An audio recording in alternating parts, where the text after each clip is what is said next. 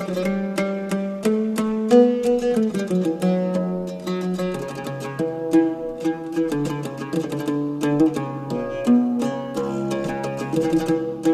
we'll come to you, but I need to reverse it. But make the mic close to you, please.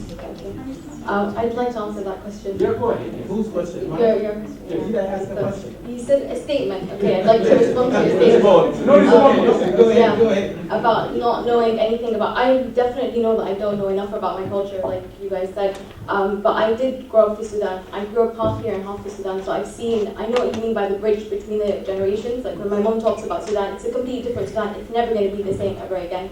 So it's something different that we have to all get used to. And I mean, I don't think it's going to help trying to bring that back to the past. I mean, we just need to move forward.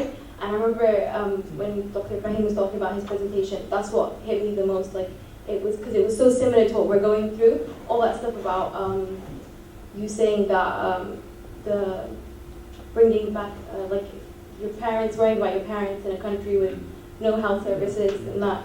Yeah, that's what's so similar to what's happening in Sudan at the time, and I think that's what we need to strive for, things like that. So yeah. What's your ideas? What are your ideas for Sudan? It's so similar to that. You don't understand. We say that all the time when I was in university. We were just like, okay, so what if something happens to my parents now? We literally have, even if they get a cough, they have to leave the country straight away because there's no way I can take them to hospital. I've seen what happens in the hospitals, and I don't want to take them to that. And all of the things about the health service and the gaps in the what do you say about the ratio of the doctors to the patients and the nurses to the patients, that's definitely happening in the health insurance. So yeah, do you want to make it better? Yeah, definitely. So There's no point in thinking about the old Sudan. It's never going to come back again. We just have to look forward and take the next step and just that line across it. Okay. So you see a future in Sudan? Yeah, definitely. And I know it depends on us, I know. But in the state that we're at right now, we can't help much. I feel like I'm too young, I'm too inexperienced. I still need to I mean, I can't really do much. No, but if you've got a vision. As long as I have a vision, yes. I need to intervene here because we are recording. It has to be one voice. Yes. If you can pass it on, yes. We need to have one voice at the same time. I will come back to you. All of you, I'll give you a chance. Yes, Karim. What anything being said or a new idea? Your vision for Sudan. That's all. What my vision for Sudan is, for example, when I, as a young 17-year-old girl, I know so much about, for example, Egypt. I know so much about it. I've been taught about it, and it's like everywhere you go, you just learn so much about, for example, Morocco. But when it comes to Sudan, there's a certain thing like you don't know much about it, because like she said, even when it comes to even healthcare and stuff, I know people who go from Sudan to Egypt just to get treated. Like, why can't you be in your own, I don't know how to say, but why can't you stay in Sudan and be treated good like that? And I don't know, I want to be proud, I want to be proud Sudanese girl, but yeah, Sudan, I want it to be a strong country, and for it to be known. So what role do you think you can play in that? Because like I said now, everything's more technological, everything's more virtual, and in a way you can connect, even from here I can connect to countries all over the world. And I think that's a way to show people about our culture and for us ourselves to learn more about our own culture more virtually. This is the problem. Yes. Let's have off the mic. Yes. Keep going. Please guys, if you can wait for them to respond and then we'll give you the mic back. Please. We should do it the youth way. We need to listen because this is recording. So yes, go ahead. There is actually only so much you can do with social media and connection. I think you need to take action. You can't just rely on virtual connections and Facebook and tell people, oh, this is what's going on, so can you send a message to this person, to tell this person, to tell this person. You actually need to go there, experience what people are going through, and take action. I mean, we may be young and inexperienced, but you need to start somewhere. We can't just sit there and watch, things take place and not do anything. We need to take responsibility. Excellent. Yes, go on. My reply to pretty much everyone who said something, and they're like, what can the youth do, and what do we need to do for the youth, and what do you guys think you do? What you can really do is you can just listen. The problem with the senior generation, and especially Sudan, I get it from my family, is that they know best. And it's always, we know best, we know, we've been through this and whatever. And when we get that backlash as youth, we're like, okay, whatever, you know best, we're a bit bored, we'll go do something else. There's a lack of listening, and because of the lack of listening, we don't step up because we don't feel like anyone's listening to us. No one, you're all very quick to give us questions now that we've said our piece, but no one actually comes. You seniors have responsibility, and you don't come to the youth, sit with us and say, actually, what do you think? You wait for us to come to you, and you wait for us to, like, you know, put our hands up in the air, scream and shout before anyone listens. But actually, what if you just came to us and just said something? I know, actually, if I take this to another part of the world, in Israel, they have a situation set up where their youth, when they graduate, have to go to Israel and do a sabbatical for a month, where they stay in Israel and they live and they work and they give back to the country. We don't have that set up, but why can't we? I'm pretty sure if we were all given the opportunity to go to Sudan for 2 or 3 weeks and give back to the country, learn about the country as a group of youngsters, if 20 of us went, we'd go. So it's these ideas that we do all have if you sit and listen to us, but I think the problem is that the seniors of our generation are pretty much like, we know best because we know Sudan, and you don't know Sudan, and we never expect you to know Sudan. So we're at a bit of a loss, basically. Yes, I'm just gonna highlight the point that, so especially the senior generation, I always have this, especially in my medical field. Like the senior generation, Sudan is bad, it's beyond repair, and it's an unbelievable situation. And I can see that in every index you see the Sudan at the bottom of the list. But I don't see that as a failure. I think what I see, the youth perception of it, is a challenge, is an opportunity to do something. And that's what I see in my eyes. And every time when I look at one of my senior colleagues and speaking about Sudan in that way, I said, what he will achieve from this? Is he gonna crack my passion? I'm very patriotic about my country. I'm not gonna abandon it and live abroad and just live with it. I'm gonna do something and I'm not gonna wait for the government to do it for me. And even one of the economists, Eleanor Estron, she had she's a Nobel Prize, and she spoke about the institutions that don't belong to the government and don't belong to the private sector, and they do well enough. And I think the youth can use a model outside the two systems and provide support, advice, help for the people, for our youth in Sudan to build our future. That's what I think. So I think the political division needs to stop because we're sick of it as a youth. And that's across not just the medical field, teachers, young doctors, young workers, they're tired of this politics. They want to help.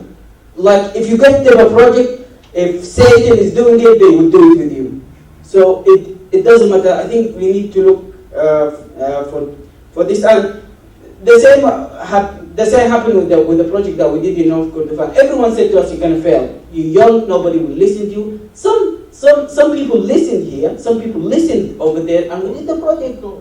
So it's not very gloomy as people mention it. Thank you. Thank you very much. I think I wanted to respond to Hanouk first about how he spoke about bridging the gap. But before I say that, I think with the exception of this conference, this is pretty much the only time I've actually sat underneath the same roof with senior Sudanese members and just spoke about Sudan, just discussed it, spoke about what people have done. And honestly, it's been so inspiring listening about the medical equipment donations, the North Kordofan projects, the scholarship programs, the water management research, and so much more that's been going on that none of us, I'm sure, were aware of if we hadn't come to this conference. So I think a lot of you guys are contributing a lot. And I think in order to bridge that gap between the us and them gap, I think it's important to have a lot more of these meetings and gatherings. Even in Sudan, I think the youth are very active, they're very keen. They're doing a lot in Sudan at the moment. And I think it's good to think of actually setting up mentorship schemes. I think especially for the senior Sudanese members who live in the diaspora, when you go back, connecting with universities, setting up workshops, training. I can guarantee you, I'm pretty sure you get hundreds of students flocking in because they want to speak with people who want to make a change. And I think everyone wants to spark that change. It's just finding, getting that guidance. And you speak about what's your vision and what's your vision. I can't sit here and paint a rosy picture for you when I'm not even certain or fully aware of the situation in Sudan. So my passion is microfinance and migration, as you've seen in my presentation, some areas that I'm really interested in and keen on. But I'm not fully aware of the situation of microfinance in Sudan. So I need to speak with people who work in the field. And I've spoke with a few people here from microfinance. So I think just establishing these types of networks is crucial because it makes us more aware and it allows you and us to contribute more in a more practical manner. Actually, it is good to listen to the young generation and to know their needs. We have to listen to them. And it is good that they have intentions to learn, a will to learn. And actually, here in London, for example, we published a magazine talking about the heritage and history of Sudan. We published 5 issues.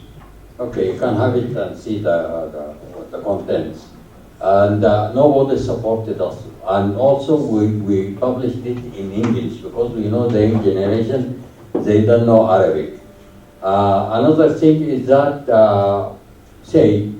50 years back I wrote a book about the history of Sudan and I transformed it to a TV series for 30 days.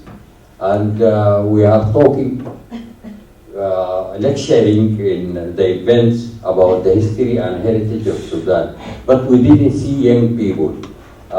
In other communities, we see a lot of young people because the other communities, they take care of the young generation and they bring things which appeal to them. We ask them what appeal, how did you bring this young generation? They said we promote it by entertainment. Okay? Thank you very much. You want to say something? Yeah?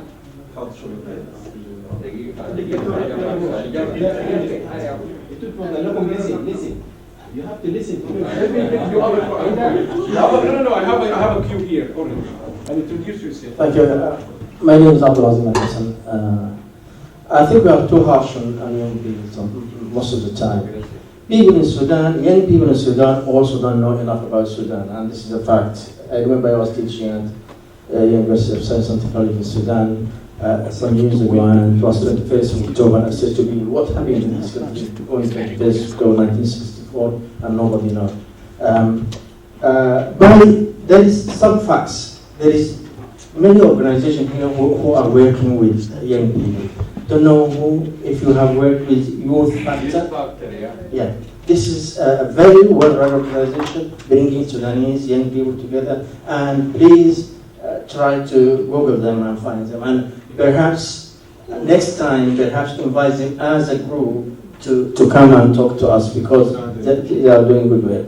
We have another group called Omer Agenda Maftuha, which discusses the issues of many issues, including these issues. I'll just stop. Okay, thank you. You have to have a cue here. But the thing is, whether you like it or not, nothing is going to happen without you creating a concept in your mind, a plan. Exactly. And start growing it. You water it. The political situation is not going to stay the same forever. Even through death, something is going to change. But you have to be ready to take over when it happens. Very small drops make an ocean, we saw in the presentation, right? You guys all are professionals in something. Start thinking about what you have dreams, start thinking of how to make them real. Nigeria has a very active youth population. I don't know, you see Chimamanda Adichie, you see the TEDx Houston here is organized by a pair of Nigerians, they're my friends. I think you should have a youth conference actually, where you guys talk, bring out your ideas, and between yourselves start sharing on how to make it a reality. Unless the adults get involved. We can't make a concept, but we need the guys that created TEDx Houston completely didn't have any. They consider themselves adults. You are adults right now. No, but we still need the seniors. We still need your help. We're asking for help. Effectively is what we're doing. Well, so you go to your organization. Over to you, the seniors then. What help do you need? I mean, you can probably please, you have to appreciate it. We are under pressure. I have to give yes quickly, Victor. Yes. Please. I'm glad to hear this discussion, and I myself, I have a lot of faith. Bring the microphone closer, please. Because I think you are privileged. You have grown up in the technology. You know that in the last 20 years, the advance in technology that happened in the world is equal to what happened from the time of Adam, maybe. So we are also privileged because we lived the two lives. We lived the old style. We learned with القلم والرصاص وناس حبر والجواز وكتبنا في الواقع وشفنا أولادنا بيتعلموا يعني letters from the computer. So we have the advantage of the two worlds. And we need each other. And I think the Sudan need us. And I was glad to hear that one of you said that we draw a line. The old Sudan will not come back. We don't keep cursing the current situation. We have to think about how to make the change. Look at Turkey. I'm looking at the bad situation in a positive way. There was a parallel state. We could be a parallel state, parallel system in Sudan. Do and achieve your community. You've got the power. Leave the government there and try to do the change. And I could hear 2 or 3 buzzwords coming up, and I want just to take an advantage and throw some suggestions about this. Somebody mentioned virtual and museum. So why not to make a virtual museum? This Museum of Sudan, take every single picture there, make it a museum of Sudan, make it in a website, and introduce it to our diaspora here. So they will learn about Sudan. Why not try it? We are diaspora, we're the seniors, that you think that we are seniors. Okay, we are seniors, why not try it? A short and brief history of Sudan to be distributed to our children in diaspora. And we send it by WhatsApp, by email, by whatever to every single child. Parents may not have time to teach their children about history, but we agree on 10 subjects that we want you to know about this, about Sudan.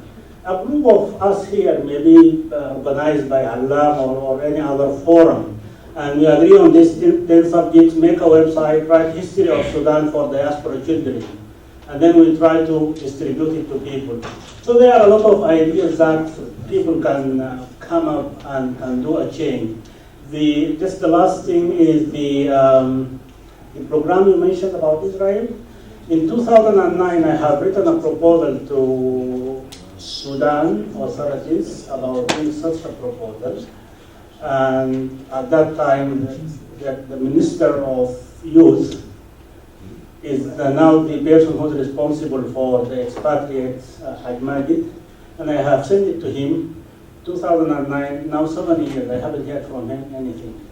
But we could start doing it by initiative from you. Most of you are paid and have money, and just find the ticket, and accommodation in Sudan is not a problem. And there are a lot of avenues that people, if they sit together, they can come up with ideas which are implementable. Thank you very much. I would like to give them quickly to respond. Who wants to respond on behalf of the US factor, if you like? Can you, one of you, answer all these people?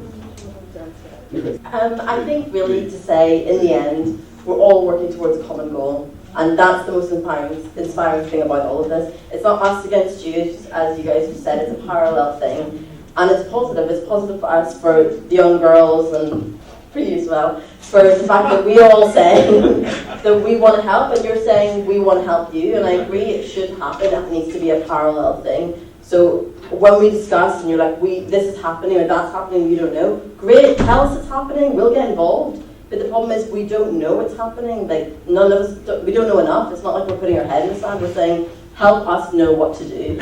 And even there, he was like, why don't we come up with a virtual museum? I would have never thought of that idea, but now that he said it, I think it's a great idea. So you guys might have more ideas than us. So tell us what you think. Do you think this is a good idea? Yeah, we think it's a great idea. Okay, how do we do it together? So we all need to come together, and I think that's the point. I want the seniors to come together with youth. We can't do it alone. You can't do it alone. So I think on behalf of us, we can definitely say that if you tell us what we could do and you listen to us and what we want, I think it could work. Yeah. So. Excellent. Thank you very, very much.